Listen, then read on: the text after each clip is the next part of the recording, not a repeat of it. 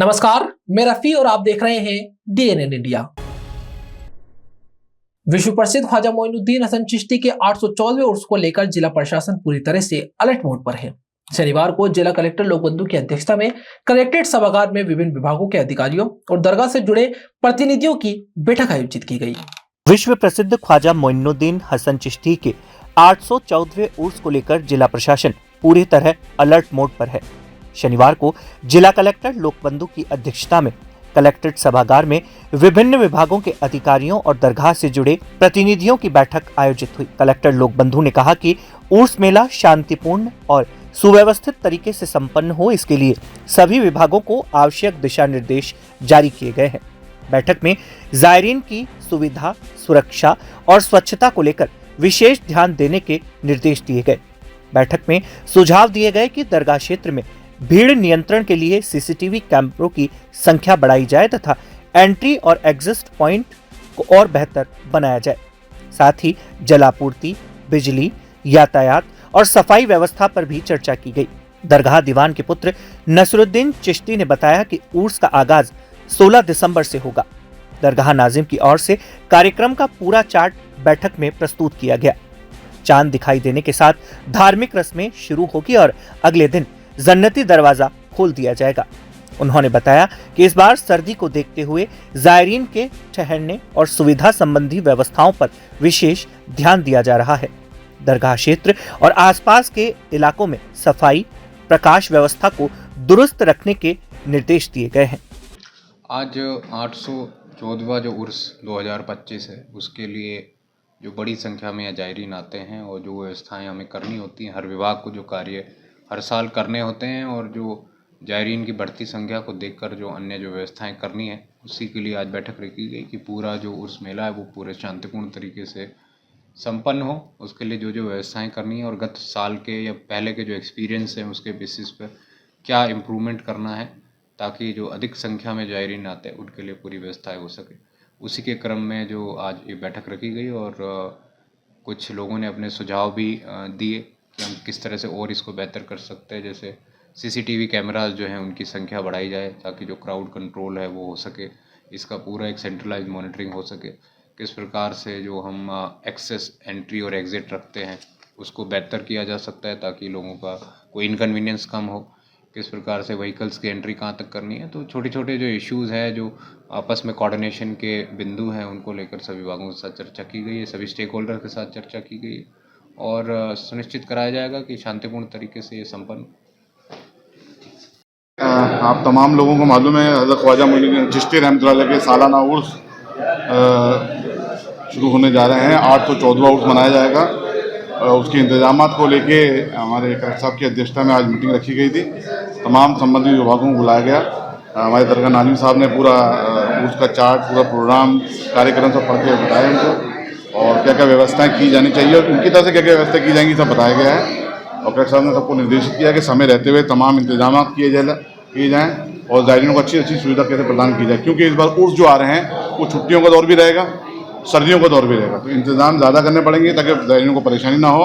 और आधिकारिक तौर पे जो दरगाह नाजिम साहब हैं, हमारे दरगाह के एडमिनिस्ट्रेटर हैं, उनकी तरफ से आधिकारिक कार्यक्रम भी जारी कर दिया गया है उर्स का। उसके अनुसार जो है 15-16 दिसंबर को जो चाँद दिखने के अनुसार है कि झंडे की एक रस्म होती है यहाँ पर, जो औपचारिक रस्म होती है वो होगी।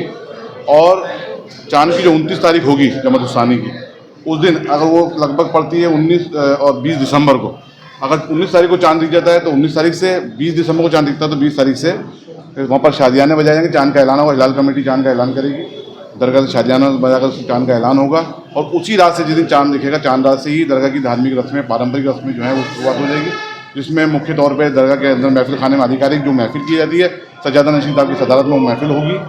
और 19 तारीख से अगर चाँद दिखेगा 19 तारीख से पहली महफिल होगी या 20 तारीख को दिसंबर को चाँद दिखेगा 20 तारीख को पहली महफिल होगी। ये महफिल का दस्तूर 6 दिन तक जारी रहेगा, छठी शब तक।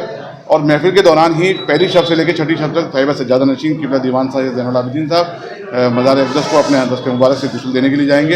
ये गुस्ल की रस्म भी 1 तारीख से चाँद रात से लेकर छठी शब तक जारी रहेगी, 6 गुस्ल होंगे। उसके अलावा छठी के दिन, छठी इस बार शायद 25-26 दिसंबर को पढ़ने का है। अगर 25 को पड़ती है तो जुमेरात का दिन रहेगा, 26 को पड़ती है तो जुमे का दिन रहेगा। तो छठी के दिन जो कुल की रस्म होती है वो अदा होगी। उसमें सुबह 9 बजे से महफिल खाने में कुरान खानी होगी और 11:15 बजे करीब सज्जादा नशीन साहब की सदारत में महफिल की शुरुआत होगी कुल की, और महफिल की अंतिम जो कुल की रस्म होगी उस वक्त सज्जादा नशीन साहब को खिलत पेश किया जाएगा दरगाह कमेटी की तरफ से, और सज्जादा नशीन साहब कुल की रस्म अदा करने के लिए आस्थान नशीन में तशरीफ ले जाएंगे जन्नत दरवाजे होते हुए। ये धार्मिक रस्म होगी। इसके अतिरिक्त एक हस्ब रिवायत एक रस्म है जो खानका शरीफ की 5 तारीख को 5 रजब को एक महफिल होती है सज्जादा नशीन की सदारत में, तमाम दरगाहों के हेड वहाँ मौजूद रहते हैं। वो महफिल होगी बाद नमाज ज़ोहर जो असर की नमाज तक जारी रहेगी। उस महफिल के बाद में सज्जादा नशीन साहब मुल्क की आवाम के नाम, मुल्क के नाम अपना पैगाम जारी करते हैं हस्ब दस्तूर। उसमें बाकायदा अपना पैगाम जारी करेंगे और मुल्क की आने वाली जो आवाम ज़ायरीन आए उनके लिए दुआ की जाएगी, दुआ खैर की जाएगी, तमाम साथ फेरी से अपने घर वापसी हो, और उसका समापन छठी की रस्म के बाद जैसे आपको मालूम है कुल की रस्म होती है उसके बाद जन्नत दरवाजा बंद कर दिया जाता है। नगर निगम अजमेर ने शनिवार को रेलवे स्टेशन रोड स्थित नाले पर किए गए अतिक्रमण के खिलाफ कार्यवाही की। नगर निगम टीम ने जेसीबी की मदद से करीब 15 दुकानों के बाहर बनाए गए रैंप को तोड़कर नाले की सफाई करवाई। नगर निगम अजमेर ने शनिवार को रेलवे स्टेशन रोड स्थित नाले पर किए गए अतिक्रमण के खिलाफ कार्यवाही की। निगम टीम ने जेसीबी की मदद से करीब 15 दुकानों के बाहर बनाए गए रैंप को तोड़कर नाले की सफाई करवाई। जानकारी के अनुसार नाले पर अतिक्रमण के कारण आसपास के लोगों को लंबे समय से परेशानी का सामना करना पड़ रहा था।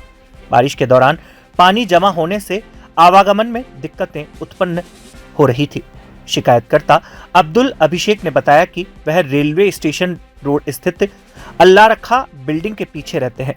पिछले 10 वर्षों से सीवरेज नाले को दुकानदारों ने रैंप बनाकर बंद कर रखा था। इस संबंध में पिछले 5 सालों से लगातार शिकायतें की जा रही थी, लेकिन कोई कार्यवाही नहीं हुई। हाल ही में हुई बारिश के बाद पानी भराव से परेशान होकर उन्होंने मुख्यमंत्री पोर्टल पर शिकायत दर्ज करवाई थी। 3 दिन पहले ही की गई शिकायत पर शनिवार को नगर निगम प्रशासन ने संज्ञान लेते हुए मौके पर कार्यवाही की। निगम कार्मिकों ने नाले की सफाई कर उसे पुनः चालू करवाया। नाला करीब 50 साल पुराना बताया जा रहा है। अल्लाह रखा बिल्डिंग के पीछे रहने वाला हूँ और ये पिछले करीबन 10 सालों से दिक्कत आ रही है कि ये सीवरेज बंद कर रखा है। ये मेन स्टेशन रोड अल्लाह रखा बिल्डिंग के बाहर है ये। अब ये क्या है कि मेन पानी जब बारिश का आता है तो पूरा जाम हो जाता है। अब 10 सालों से सीवरेज बंद पड़ा हुआ है। इसकी कई बार शिकायत करी, कम से कम मेरे को 5 साल हो गए शिकायत करते हुए। इस पर कोई किसी तरह की कार्रवाई नहीं हुई। आए थोड़ा बहुत साफ करके चले गए, कभी क्या कर देते। अब लेकिन अभी बीच में जब बारिश आई थी तो पूरा यहाँ पानी जाम हो गया था, तो जिससे कि हमारे गली में आने जाने में बहुत ज़्यादा दिक्कत आ रही है। हमारे गली का पानी बाहर आता ही नहीं है। प्लस पीछे जैन मोहल्ला है, पूरा जैन मोहल्ले वालों को भी सारा पानी यहीं से आता है, तो इसकी वजह से हमारे को बहुत ज़्यादा दिक्कत आ रही थी। तो कंटिन्यूसली मैं 2-3 साल से इसकी शिकायत कर रहा था। अब जाकर के मैंने 3 दिन पहले जो है बिल्कुल ऊपर लेवल पे उच्च स्तर पे शिकायत करी इसकी, तब जाकर के निगम द्वारा ये कार्रवाई की गई। नगर निगम में मैंने पोर्टल पे करी थी, मुख्यमंत्री पोर्टल पे करी थी। उसके बाद मैं अंदर मस्जिद में, अल्लाह रखा मस्जिद है जैसे उसके पीछे हमारा घर है गली में। समस्या क्या आ रही थी? समस्या ये आ रही थी कि पानी बहुत ज्यादा निकल ही नहीं रहा था, निकासी नहीं हो पा रही थी। ये मेन सीवरेज है स्टेशन रोड का, इसको इन लोगों ने जाम कर रखा है। इस पे फुटपाथ बना दिया और जो है ना इसके पानी बिल्कुल निकलने की कहीं से कहीं तक भी जगह नहीं है। कितना पुराना नाला होगा ये नाला? करीबन भैया नाला तो बहुत पुराना है, कम से कम 70-80 साल पुराना नाला होगा ये, लेकिन पिछले 10 सालों से नाला बंद कर रखा है बिल्कुल। इसमें ना पानी आ रहा है। हाँ, अतिक्रमण तो है ही ना। अतिक्रमण आप देखो, खुद कार्रवाई चल रही है, नगर निगम ने कार्रवाई करी है। इस नगर निगम की कार्रवाई से हम संतुष्ट हैं। यहाँ रुकते हैं एक छोटे से ब्रेक के लिए, जल्द हाजिर होंगे खबरों के नए सफर के साथ। कैंसर बीमारी ही ऐसी है, चिंता तो होगी ना। लेकिन अब अपनी चिंता को बदलो विश्वास में, क्योंकि आदिनाथ कैंसर मेडिसिटी में है रेडियोथेरेपी, कीमोथेरेपी और कैंसर सर्जरी के उपचार के साथ आधुनिक सुविधाएं भी। विजिट करें आदिनाथ कैंसर मेडिसिटी एट चाची आवास अजमेर।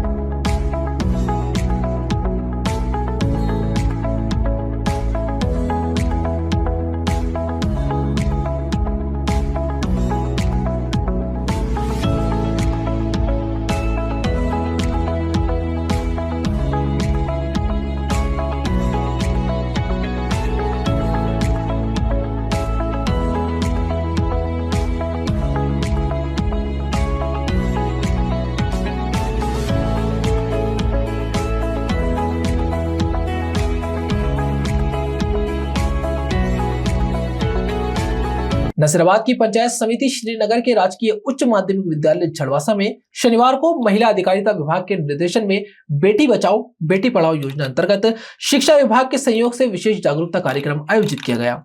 आगामी बाल दिवस के उपलक्ष्य में नो बैग डे के तहत विद्यार्थियों को गुड टच बैड टच यानी अच्छे और असुरक्षित स्पर्श की जानकारी दी गई।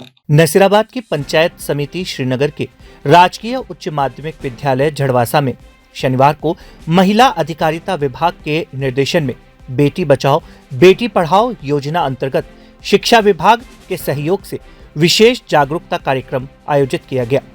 आगामी बाल दिवस के उपलक्ष्य में नो बैग डे के तहत विद्यार्थियों को गुड टच बैड टच यानी अच्छे और असुरक्षित स्पर्श की जानकारी दी गई। कार्यक्रम में विद्यालय की उप प्रधानाचार्य सीमा स्वामी एवं प्रभारी अनुज कुमारी ने ग्राम साथिन तारा देवी के सहयोग से विद्यार्थियों को चलचित्र के माध्यम से समझाया कि शरीर के 4 मुख्य भाग हैं जिनके स्पर्श को पहचानना अति आवश्यक है।